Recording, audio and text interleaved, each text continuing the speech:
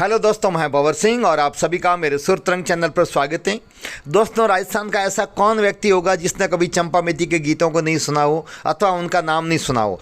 जी हाँ दोस्तों, राजस्थान के महान गायक जिन्होंने असंख्य लोगों के दिलों पर संगीत के क्षेत्र में राज किया, जो 80 और 90 के दशक में वो संगीत के सिरमौर थे, जिनके गानों की चारों ओर धूम हुआ करती थी। हालांकि वो इस दुनिया में नहीं है, लेकिन आज भी उनके गानों को इतने ही चाव से, आनंद से, उमंग से और उत्साह के साथ में सुना जाता है।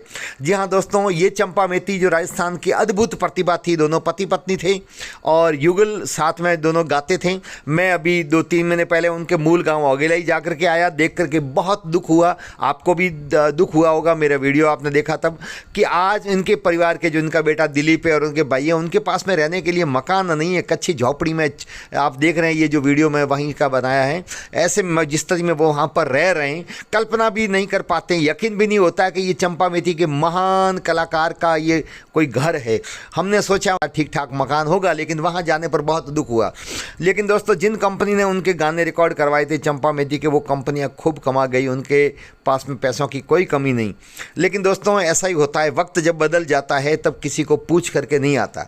चंपामेती जैसे कलाकार को भी आगे बढ़ाने में एक राजस्थान के और जाने माने कलाकार का बहुत बड़ा योगदान है।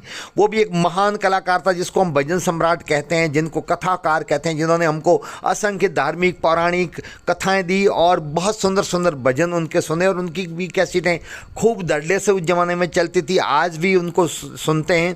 अब वो भी इस दुनिया में नहीं है, और उस कलाकार ने चंपामेती को सबसे पहले आगे बढ़ाया था। जी हाँ दोस्तों, वो और कोई नहीं बल्कि राम निवास जी राव थे। जी हाँ दोस्तों, जोधपुर के पास में लवेरा गांव में जन्म लेने वाले राम निवास जी राव, जिनको बावची के नाम से भी जाना जाता था, महान भजनी थे, महान कथावाचक थे।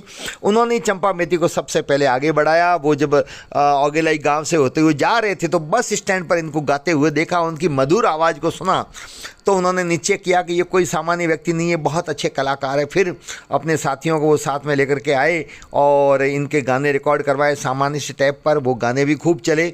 लेकिन सबसे पहले 1982 में पाल कंपनी जोधपुर द्वारा चंपामेती के गानों की ऑडियो रिकॉर्डिंग करवाई गई, जिसमें रामलाल मनसीड़ा और जो बाद के जो गाने थे वो रिकॉर्ड किए। और जब वो गाने मार्केट में आए तो संगीत के क्षेत्र में धूम मच गई, और फिर उन्होंने पीछे मुड़ करके नहीं देखा। उसके बाद में तो हज़ारों गाने हमको सुनने को मिले। बड़ी बड़ी कंपनियां, नामी ग्रामी कंपनियों ने इनकी रिकॉर्डिंग करवाई। लेकिन दोस्तों, फिर बाद में उन्होंने इतना मुकाम हासिल कर लिया था कि दूरदर्शन से उनको बुलावा आया, और 1985 में आकाशवाणी जोधपुर के दूरदर्शन केंद्र से इनकी रिकॉर्डिंग हुई, जो मैं आपको दिखा रहा हूँ। ये ओरिजिनल रिकॉर्डिंग है, जिसके अंतर्गत उन्होंने गोडले चढ़नता चितार जो जी माने, बहुत प्यारा राजस्थान का लोकगीत गाया था। ये चंपामेती और इनके साथ में सहयोग कर रहे हैं। तो दोस्तों, ये जो फोटो जो मैं आपको दिखा रहा हूँ, इस फोटो के अंदर आप देख रहे हैं, ये फोटो है चंपा का, इसके पास में मेथी है, इसके पास में जो बीच में खड़ी है, ये राजस्थानी फिल्मों की जानी मानी हीरोइन उस जमाने की बोमली है। और ये जो बाईं तरफ खड़े, यही राम निवास जी राव है, जिन्होंने चंपामेती को आगे बढ़ाया। इसलिए चंपामेती उनको अपना गुरु मानते थे और बावची और गुरुजी कह करके संबोधित करते थे। और ये बात उनके बेटे दिलीप ने भी मुझे बताई। तो राम निवास जी थे जिन्होंने चंपामेती को आगे बढ़ाया। उन्होंने इस हीरे को पहचाना, उनको तराशा और हमारे सामने प्रस्तुत किया। यदि राम निवास जी की पार की नज़र उन पर नहीं पड़ती तो शायद इस महान कलाकार को दुनिया के सामने इस ऊंचाई तक लाने का और कोई शायद मौका नहीं होता, और वो हमारे सामने नहीं आ पाते। लेकिन दोस्तों, राम निवास जी ने बहुत ही बढ़िया ढंग से उनको आगे बढ़ाया और फिर तो लोकप्रिय हो गए। अमूमन देखने में ये आता है कि एक कलाकार दूसरे कलाकार की टांग खींचता, आगे बढ़ने नहीं देता। लेकिन राम निवास जी बहुत सज्जन व्यक्ति थे, बहुत धार्मिक प्रवृत्ति के व्यक्ति थे। उन्होंने कला की कदर की, कला को देखा और इन कलाकारों को आगे बढ़ाया। और उसके बाद में हमें हज़ारों की तादाद में मधुर गाने चंपा और मेथी के मधुर कंठ से सुनने को मिले। तो दोस्तों, ये जो दुर्लभ फोटो था वो मैंने आपको बताया। ऐसा ये वीडियो जो है दूरदर्शन वाला, ये भी बहुत ही दुर्लभ है। इसी प्रकार एक जगह ये स्टेज पर गा रहे हैं, वो भी दुर्लभ वीडियो हैं।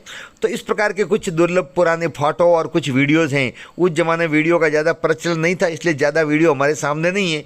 ऑडियो तो बहुत सारे हैं, लेकिन कुछ एक वीडियोज़ मिलते हैं तो हमको देख करके बहुत बड़ी खुशी होती है, और फिर हमारी पुरानी यादें भी ताज़ा हो जाती है। तो दोस्तों चंपामेती के महान कलाकार के ये जो वीडियो और ये जो फ़ोटोज़ पुराने थे मैंने आपके सामने प्रस्तुत किए, और उस शख्स के साथ में ये फ़ोटो है जिन्होंने उनको आगे बढ़ाया था, अर्थात राम निवास जी राम के साथ में ये फ़ोटो है उनका।